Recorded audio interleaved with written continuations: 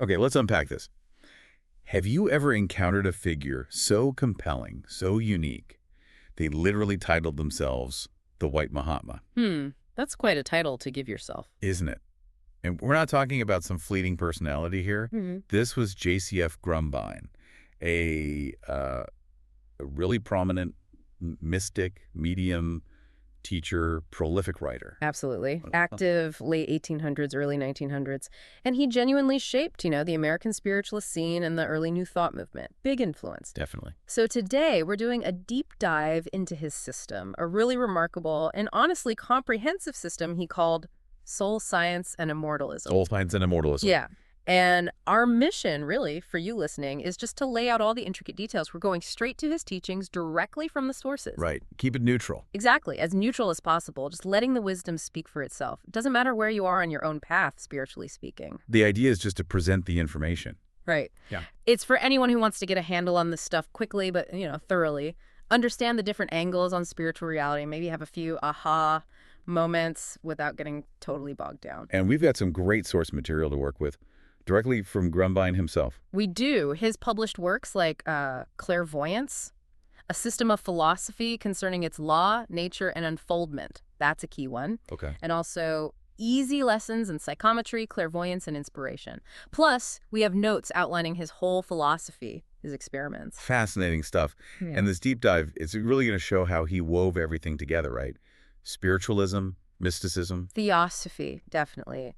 Eastern philosophy, even esoteric Christianity, that sort of hidden, mystical side of Christian thought. He blended it all. He did, into this one single, comprehensive, systematic path for, as he called it, spiritual unfoldment. It's quite a tapestry he created. It really sounds like it. So where do we start with this architect of soul science? Well, you almost have to start with that title, the White Mahatma. Yeah, back to that. It's unavoidable. It really is. Grumbine used it himself, often.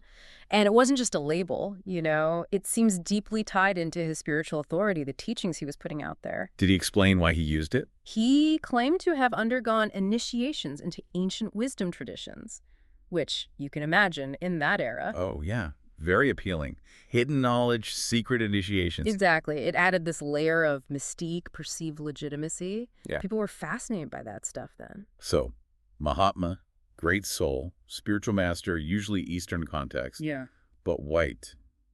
What's the thinking there? That's the intriguing part. He doesn't spell it out explicitly, but if you look at his whole philosophy, how he's blending East and West, white could maybe signify like spiritual purity or a kind of universal wisdom untainted by specific cultures. Or maybe even distinguishing his lineage, like a Western take on Eastern mastery. Yeah.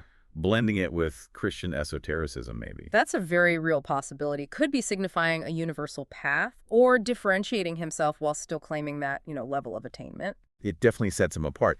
How do you think people at the time reacted to that title? Well, in a period just buzzing with esoteric societies, Eastern ideas flowing west, Yeah. using Mahatma instantly signals, okay, this guy's tapped into ancient wisdom, spiritual mastery. Right. It's a loaded term. Very. And adding white, it could absolutely position him as like a bridge, a unique authority figure bringing this ancient wisdom through maybe a more universal or even Western lens. It definitely sets the stage. It does. Okay, so he's got the title, the authority. But he wasn't just about the persona. He built this whole philosophical framework. Let's get into the bedrock principles of soul science. Right. The absolute foundation, the starting point for everything else, is his assertion that the universe is spiritual altogether and not dual or altogether material. Okay, wait. Altogether spiritual, not dual. That's huge. It is a radical departure. He said the material world is merely the reflex of the universe, but not in reality it. Just a reflex, like a mirror image. Kind of. The idea is what we see and touch, the physical stuff. That's not the primary reality for Grumbine. It's just an outward effect, a shadow, reflecting a deeper spiritual essence. So to understand reality, you got to look past the surface. Precisely, which leads directly to the next point. Yeah. Spirit is primary. Spirit is causal. Okay. Spirit is ever causal to a thought. So spirit causes thought, not the other way around. Exactly. That's a key insight. It flips the script. It's not your thoughts creating spirit, it's spirit originating thought. There's this deeper spiritual blueprint guiding your mind. So you're aligning with something already there, not just generating ideas from scratch. That's the idea. And he took it further. The physical body, all material forms, he called them habiliments or vesture. Habiliments, like clothes. Literally. Clothing woven by the soul for self-expression as it evolves, like the soul is trying on different outfits for its journey. Wow. Okay, so spirit is causal. The material is just clothing. What holds it all together? That brings us to another cornerstone, the unchanging law. The unchanging law. Sounds important. Oh, it is. He describes it as omnipresent, absolute, fixed. It governs everything. Vibrations, evolution, destiny, all of it. All of it. So no randomness. Not according to Grumbine.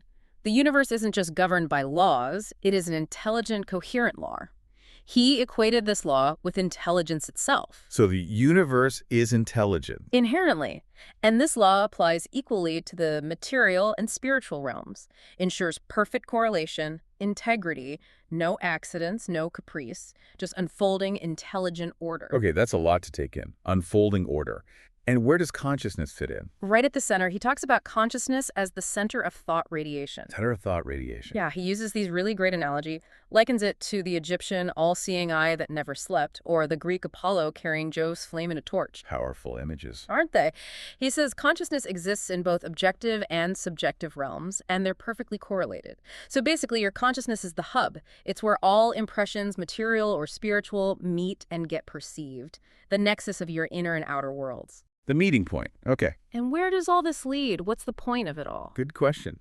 For Grumbine, it's evolution towards divinity. He called it apotheosis. Apotheosis. Becoming divine. Essentially, yeah. He saw it as the core purpose of existence, the continuous unfoldment of humanity. Unfoldment. Not creation. Right. It's not about becoming something totally new. It's about unfolding what's already there innately. And his take on it was very systematic, almost scientific, a gradual attainment of divinity through the specific exercise of each organ, nerve, function, sense, faculty, perception of being. So you actively work towards it. It's not just passive. Very active. It's a progression, not forced. The soul rising into its final expression, becoming more fully who you inherently are, divinely speaking. Through practice. Okay, that makes sense. Yeah, Unfolding your divine nature. What drives that unfoldment? Underlying all of it, guiding it, is the unchanging law of vibration. Ah, vibration again. It keeps coming up. It's fundamental for him, the basic expression of that unchanging law.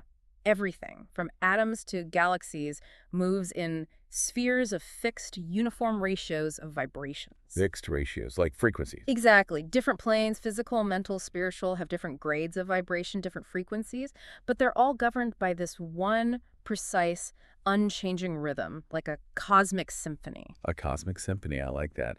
And how does that view impact things like time and space? It leads him to see them as relative. Relativity of time and space. For Grumbine, they aren't absolute realities, they're relative terms, mostly concerning the material world. So not fundamental. Not to the soul, no. They refer to spheres and planes of psychic action, modes of the soul's life within certain states of consciousness. As you evolve, as your consciousness expands, your perception of time and space shifts. Because they're tied to your state of being, not fixed cosmic constants. Exactly. The soul itself isn't bound by them. That's a mind bender. Our everyday experience feels so dominated by time and space. If they're relative, what is fundamental? Well, this leads to one of his most profound ideas. Thoughts are the substance of the soul. The substance. Yeah. Not just activities of the soul. The substance. He compares thoughts to drops of water making up the ocean. Without thoughts, the soul could have no meaning. So thoughts are the actual building blocks of our spiritual being. That's the idea. And he says all thought is divine, natural, because it's spiritual, and human, because it's deific, meaning godlike. It always follows spirit. It's sequential, never causal itself. And it reveals where we are on our path. Yes. It reveals the soul's approach to divinity, shows the degree of attainment. Our thoughts are literally shaping our spiritual ascent. Wow. That's empowering, but also a heavy responsibility for what goes on in our heads. Absolutely. And Grumbine, he wasn't just a philosopher spinning theories. He was practical. He created this highly structured path for people to actually do this unfoldment. Okay. He founded and presided over the College of Psychical Sciences, Later, it became the College of Psychical Sciences and Unfoldment, and it operated directly under his inspired guidance, as he put it. A college. Interesting. Was it a physical place? Mostly no, and this was quite unique, very forward-thinking for the time. Yeah. It was primarily a school of correspondence. Ah, so people could study from anywhere. Exactly. It was devoted exclusively to his system of philosophy concerning divinity. And get this, it was connected with the Order of the White Rose, a branch of the Rosicrucians. White Rose. Oh, Rosicrucians. Okay, more layers of mystique. Definitely. And he made this big promise that through his system, the secrets and mysteries of magic and occultism would be revealed, and powers like clairvoyance, psychometry, inspiration, even things like psychopathy, hypnotism, telepathy, illumination, they'd be made operative and practical. So not just theory, a promise of real usable abilities. Personal empowerment, yeah. The college offered what he called an eclectic yet regular and uniform curriculum, courses designed for classes and classwork. Eclectic, but uniform. How did that work? Meaning it drew from various sources, but was presented in a very structured way. And crucially, these teachings were not sold in book form to the general public. You could only get them through correspondence and in the regular order of collegiate work. Ah, so you had to enroll, follow the steps, couldn't just jump around. Right. It emphasized the systematic, progressive nature, ensured people moved through it deliberately. Okay, so it was a real structured journey. Let's break down some of those courses. They really show his systematic approach. Definitely. Each one was meticulously designed, usually 3 months long, and the cost was pretty consistent, around $12.75 back then. Accessible for many, really, considering it was advanced spiritual study. $12.75. Yeah, okay. So what was first? First up, typically, was psychometry. 16 lessons, 10 experiments, plus advanced teachings. Psychometry. Science of feeling, right? Exactly. The science of feeling, dealing with sensations and emotions of the soul. His core idea here, nothing is lost, but everything is preserved in consciousness. Everything leaves an energetic imprint. Like reading the vibes off an object or letter? Precisely. The course taught you how to revive those impressions. The main goal was to substitute the intuition for feeling and reason, or rather, guided by reason. Let intuition penetrate the divine effluence or aura of life. Develop that higher inner guidance. Okay, intuition guided by reason. Interesting balance. What came after psychometry? Clairvoyance. 12 lessons, 10 experiments, advanced teachings, another 3-month course. This was billed as an exhaustive, inspired treatise on the philosophy and law of its unfoldment. Aimed at making everyone a seer. That was the explicit goal. He firmly believed everyone had potential clairvoyance that can and should be orderly and rationally unfolded. Not some rare gift for a chosen few. Universal potential. That's quite democratic, spiritually speaking. Next.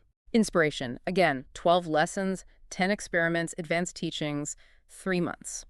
This focused on distinguishing the different forms of inspiration. Different forms, so like what?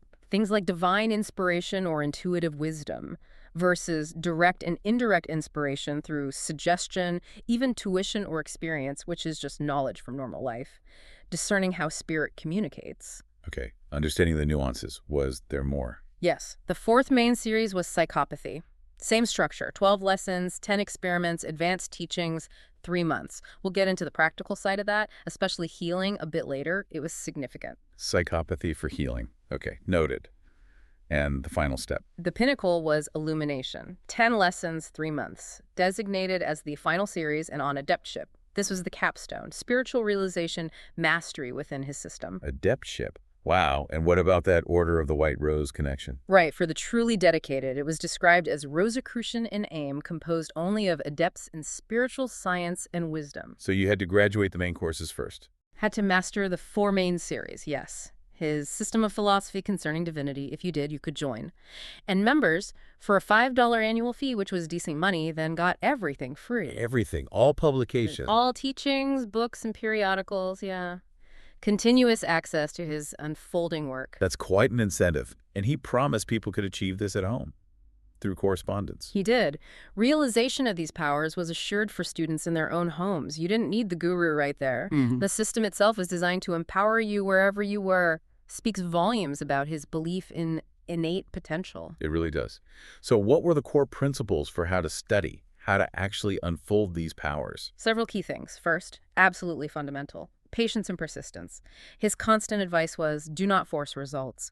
Success comes via patient, persistent, and conscientious effort. No shortcuts.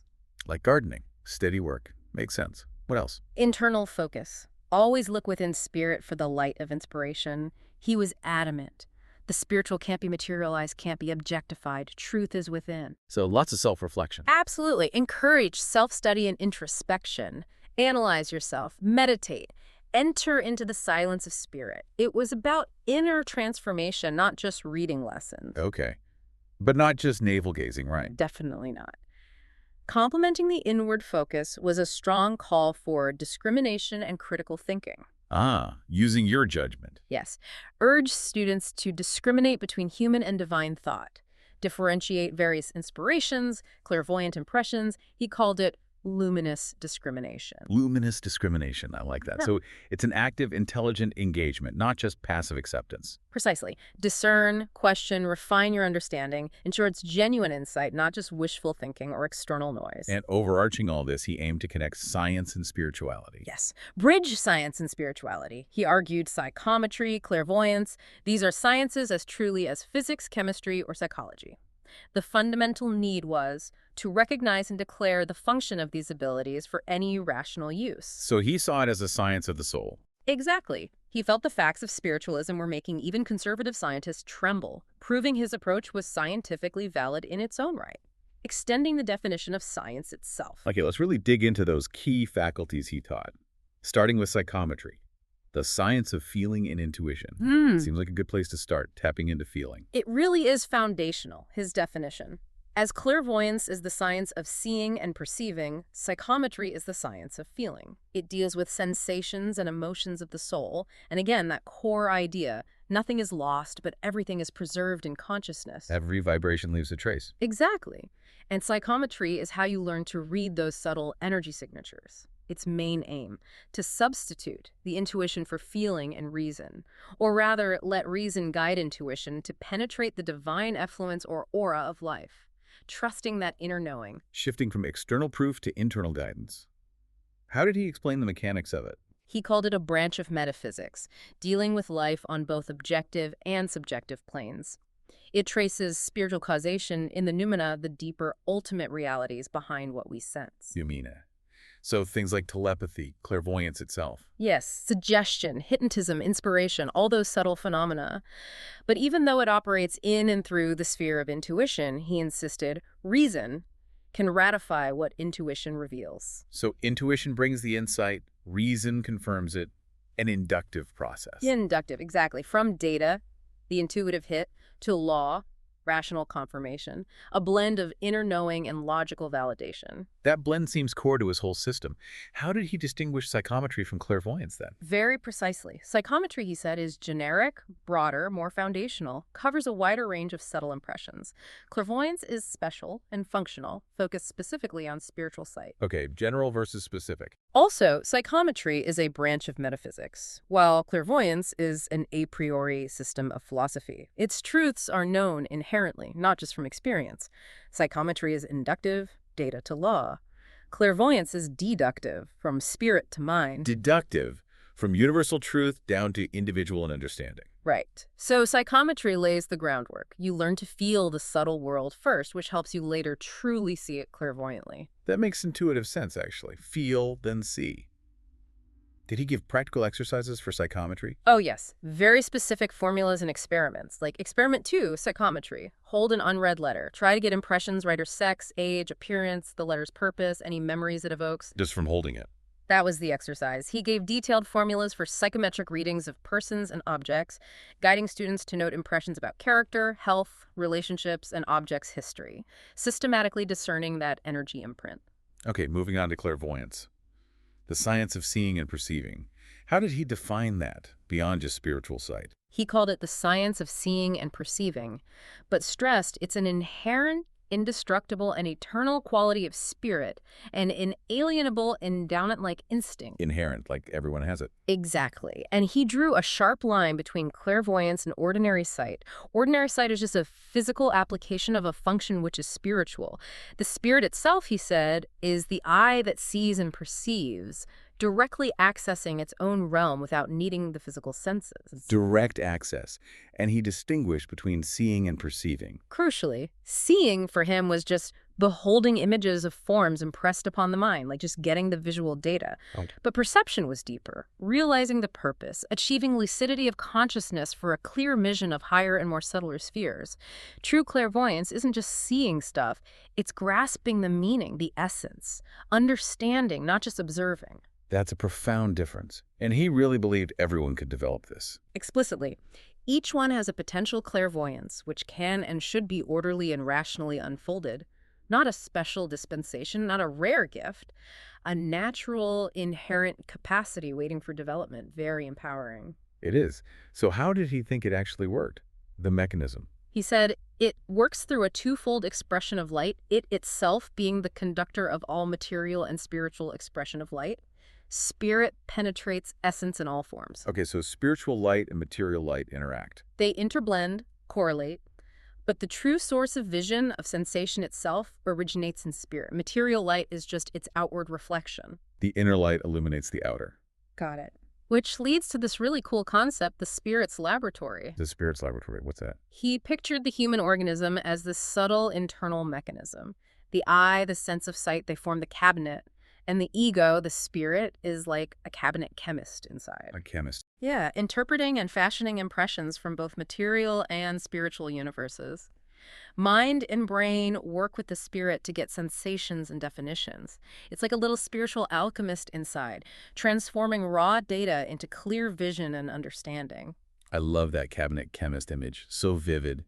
And how does clairvoyance relate to consciousness overall? He said, clairvoyance, like the consciousness, is a mode of the ego by which it displays both intelligence and affinity, and by which it assists the ego to become aware of itself. It's deductive, remember, from spirit to mind. It's how the soul realizes its own divine intelligence. Okay.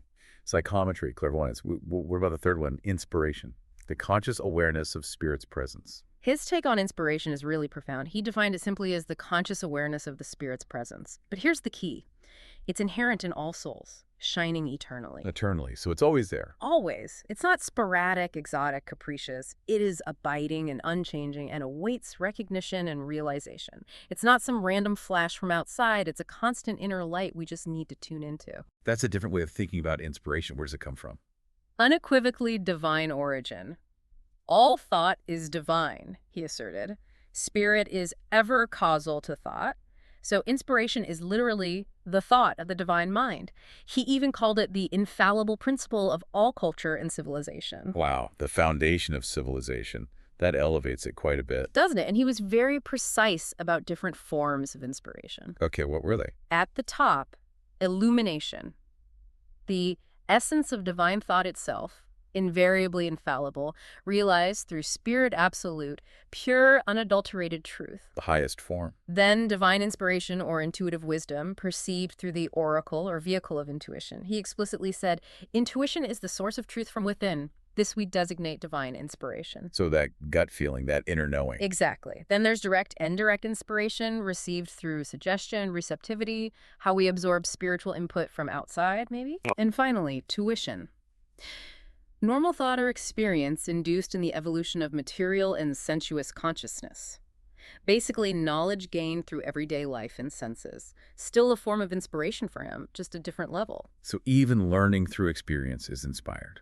Interesting. He drew a clear line between intuition and tuition, though. Very clear. Intuition is inward perception, truth arriving from within. Tuition is external manifestation, understanding gained through experience or senses. Intuition relates to more unfolded spiritual states of consciousness. It's knowing versus learning. Knowing versus learning. Okay. And this ties back to his idea about thoughts. Absolutely. Reinforces it. Yeah. All thought is inspirational in character, source, and end. And thoughts are the substance of the soul. Every thought, deep down, is a form of inspiration, building our spiritual essence. Our minds are constantly shaped by divine impulse. Whether we notice it or not. Now, you mentioned mediumship earlier. How did he see inspiration relating to that, especially since he was a medium himself? Right. He made a really significant distinction here, especially given the spiritualism craze back then. True inspiration, he taught, is internal, spiritual. Cannot be materialized, externalized, or objectified. Cannot be objectified. What does that mean for mediumship? It means true inspiration isn't achieved through obsession or spirit control or vicarious means like a spirit taking over a medium. He warned against thinking mediumship intensifies this inner light. He believed no controlling or obsessing influence can give anyone an inspiration beyond the normal expression or capacity of that one's intelligence. So a spirit can't make you more inspired than you already are capable of being. That was his firm stance, quite a bold critique of some common practices of his time. Hashtag 5E, interplay and deeper concepts. And these three faculties, psychometry, clairvoyance, inspiration, they weren't just separate skills for him. They were interconnected stages in this grand process of spiritual unfoldment, all leading towards illumination and soul realization. Interconnected stages. Yep. How so? He describes this process of gradually dispensing with material limitations as these faculties awaken. Dispensing with limitations, like needing the physical senses less. Exactly. As consciousness unfolds through clairvoyance, the physical eye, the senses, even the rational mind become less critical, secondary almost. You used analogies, right? Vivid ones, like a germ outgrowing its shell, or a bird that doesn't need its egg once its wings are strong. The goal is to reach a point where the greater consciousness has appeared and you cease to utilize what is no longer helpful or necessary. A progressive refinement, moving inward, transcending the need for the outer tools as the inner ones develop. Precisely. A going in from ignorance to truth. And this journey heavily involves understanding light, color, and vibration, not just physically, but as a cosmic language. Okay, let's unpack that. Spiritual light. He saw spiritual light as the true source of vision and sensation. Material light is just its externalized form, its reflection. He said, the light of consciousness is the light that never was on land or sea, because it has its residence only in the soul, must there be perceived and realized. Wow, so the inner light dictates the outer. That's the idea. And the law of color was just as fundamental for him. It lies at the foundation of psychic attractions and permeates the entire structure of the soul. Color shows the soul's ascent to divinity. Wow. Each shade expresses a thought, as each thought is an interpretation of psyche. The colors you perceive psychically, or in an aura, are direct expressions of thought and spiritual state. Did he assign meanings to colors? He did, especially primary ones. White of the spirit, pure love, the divine principle. Red and blue, spirit embodied and polarized in matter, balancing electrical magnetic forces. Yellow, a form of white under the vibration of red, divine love in active expression. A whole symbolic set. Which leads to absolute polarity and affinity. He believed love, the divine principle, establishes absolute polarity at the center of mind and heart. All color is based on this. Affinity is the law by which this polarity is maintained, explaining psychic attractions, correspondences. Like attracts like, based on this polarity. Kind of. He even linked it to Pythagorean elements. Earth red, water blue, fire white, air yellow. It's all interconnected. So each sphere, radiating a fixed color, marks the psychic unfoldment. Your aura's colors map your spiritual state. A visual map of soul progress. And underpinning all of this, vibrations again. Always vibrations. The fundamental expression of the unchanging law, dictating pulsation, movement, action everywhere. Different grades and different planes, but all part of the same unified cosmic rhythm. Understanding frequencies is understanding reality. Okay. Now, given all this, his views on control, mediumship, and ethical considerations must have been quite specific. Very specific and often quite strong. He carefully distinguished true spiritual control from the popular controls of spiritualism. What was true control for him? Inspiration, teaching, guidance, not usurpation or obsession. It's about the spirit's will, its choice, never forced. The highest form is perfection of possession through at-one-ment of the spirit with the spirit of the universe. So not about spirits taking over involuntarily. Definitely not. He wasn't against spirit communication, but against what he saw as disempowering or involuntary possession. And he issued a really stern warning against the misuse of mediumship. Misuse how? He criticized spirits using mediums to live over or relive the old scenes for psychic gratification or expiation. He called it dire and baleful, a regression. Spirits don't need to return to rehash earthly life, he argued. It holds both the spirit and the medium back from progress. Exactly. It distracts from moving into higher and diviner states. It's about moving forward, not getting stuck in the past. So what was the higher purpose of mediumship, in his view? Profoundly spiritual and educational. Far beyond just chatting with Uncle Joe. Its object, to make the ignorant aware of the eternal consciousness of spirit, to nourish and replenish the earth with the light of the skies, leading humanity to knowledge of the truth. Wow. A tool for universal enlightenment. Yes, it had divine signification, meant to obey a law of soul, follow a force as eternal and immutable as God. Sacred stuff, not parlor tricks. Which leads naturally to ethics. Absolutely. A strong ethical foundation for spiritual development. He constantly stressed spirituality has much to do with clairvoyance, advised a pure, unselfish life because it furnishes a clear atmosphere for the spirit, extends the range of vision, provides lucidity. And disharmony hinders it. Definitely. Disharmony or pride, selfishness or vice would impair and distort manifestations, retard and violent development. Aligning with divine principles, letting love establish that absolute polarity was key. He explicitly warned against aggressive and selfish seeking after spiritual illumination. True growth serves a higher purpose. Makes sense. Did he comment on things like fortune-telling? Oh, yes. Strong, distinguishing from black art and superstition. Sharp critique of fortune-telling, palmistry, card reading. Acknowledged they might occasionally be helpful in a limited way. Yeah. But argued practitioners were often ignorant of the import of the science, perverting its sacred aims, undermining faith in genuine phenomena, saw them as bewildering the ignorant without adding real scientific value. So he drew a very clear line between his systematic soul science and what he saw as superstition or misuse. Absolutely. True experimentalists, following his path, enriched the world. It was about profound understanding, not cheap tricks preying on credulity. Okay, so Grumbine's system wasn't just philosophy, it was intensely practical. Those experiments he designed sound key. They were central, Yeah. designed to systematically awaken and develop these innate abilities, Yeah. moving students from just seeing to truly perceiving, like we talked about.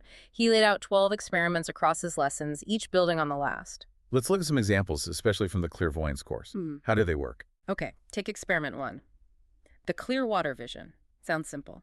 Place the glass or goblet of clear crystal water on the table. Just water. Clear water. Then become very passive and negative, deeply receptive. Concentrate upon it and observe the pictures that manifest themselves. Afterwards, you note everything down, compare observations, and crucially, note if the pictures seem objective or subjective. Training the eye to see beyond the surface, differentiate projections from insights. Foundational. Exactly. Then, experiment 2. Picturing loved ones in spirit, shifts to internal focus. Sit quietly, concentrate, form in your mind's eye an image of someone near and dear to you in spirit. Visualize them. Yes, and watch its formation and appearance and notice how it gradually becomes a spirit impression. The goal, he said, try it over and over again. You will enter the realm of spirit at will. Training the mind to be a bridge through intent. Consciously building that connection. What else? Experiment V, shutting out the solar rays. This one directly challenges normal sight. You concentrate on the spirit and shut out from the mind and the eyes the solar rays of light. Shut out the physical light. Yeah. He promised if you do it right, the mind will become the revelation of wonder scenes and beings from the spirit world. Shifting from outer light to inner spiritual light. Letting spirit gather the rays of light which convey the vision's celestial. Reorienting perception. Profound. What about reading auras that came up earlier? Yes, experiment IX, reading auras and color waves, more advanced. You're asked to read clairvoyantly the color of anyone's mental and spiritual aura.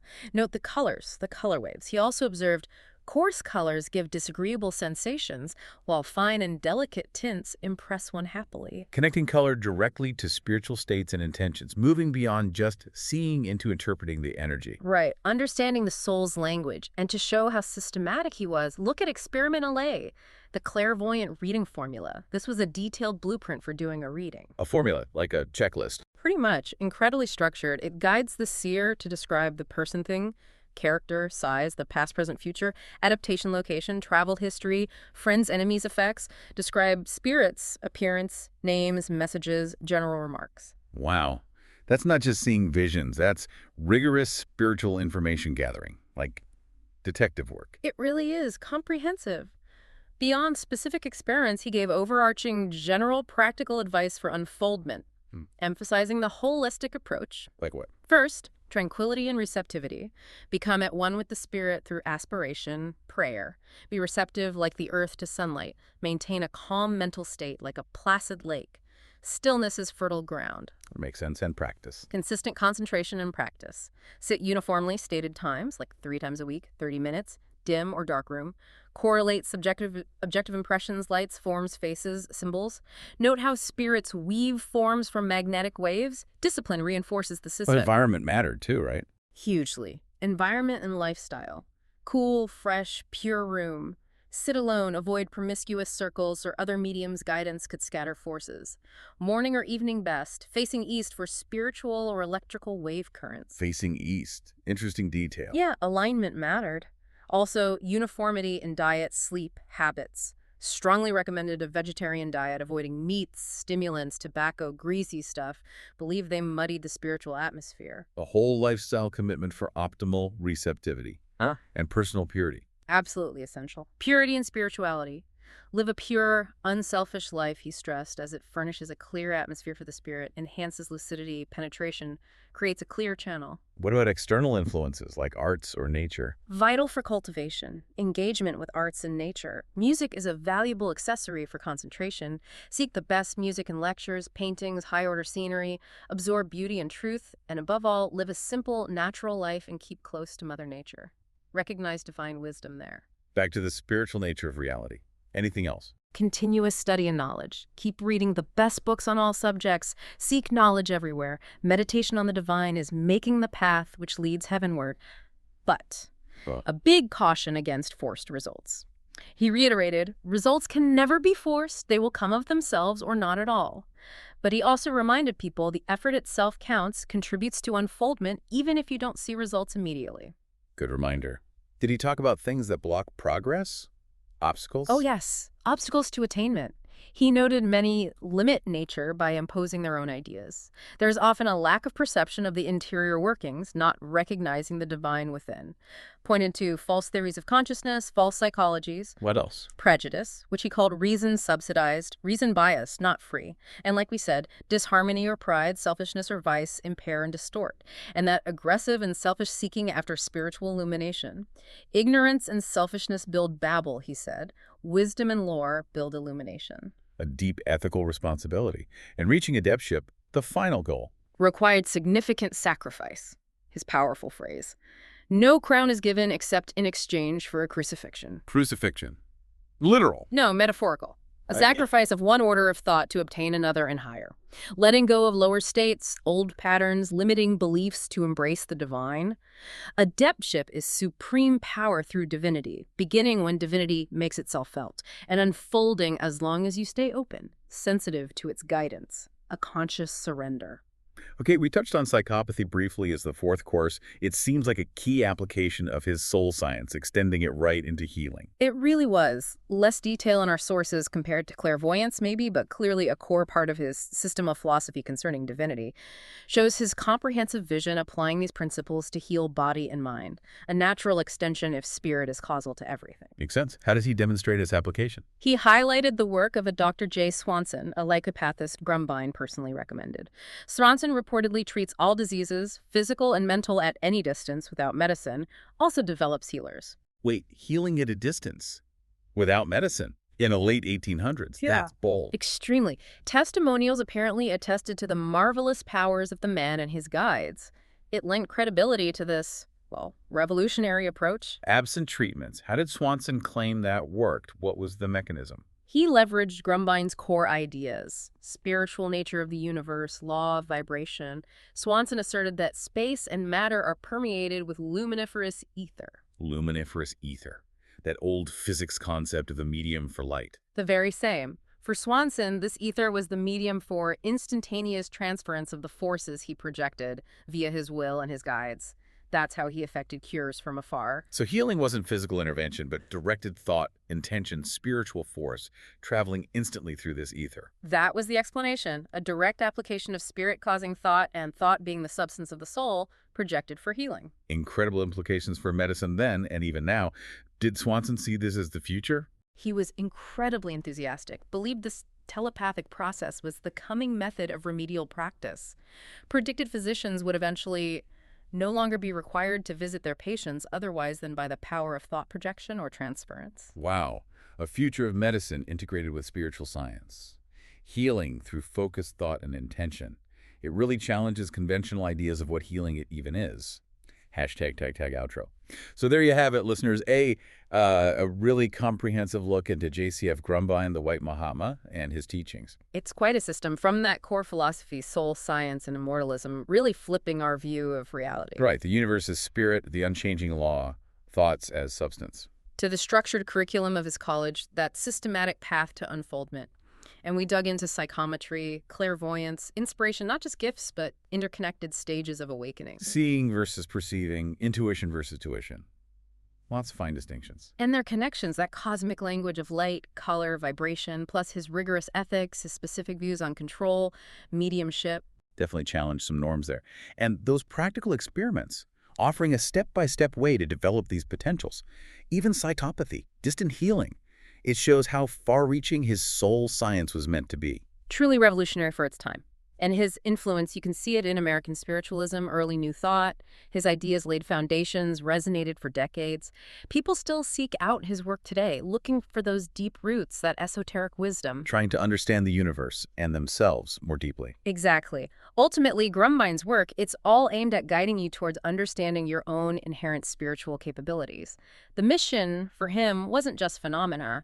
It was to show that you are as near to psyche here on this planet, as near to the principle of being, as near to God as you ever can be. As near as you ever can be, right here, right now. Yeah. He assures us the temple of wisdom and of the living God is yours to possess and enjoy. It's really an invitation, isn't it? A personal journey of inner exploration, spiritual growth, where your experience, your self-mastery is paramount. It really is. Which leaves us with a thought, maybe. If Grumbine is right, if that light of consciousness, the one men have said never was on land or sea, is perceived only behind the curtain of the senses, what would actually unfold in your life if you truly committed to exploring that light within?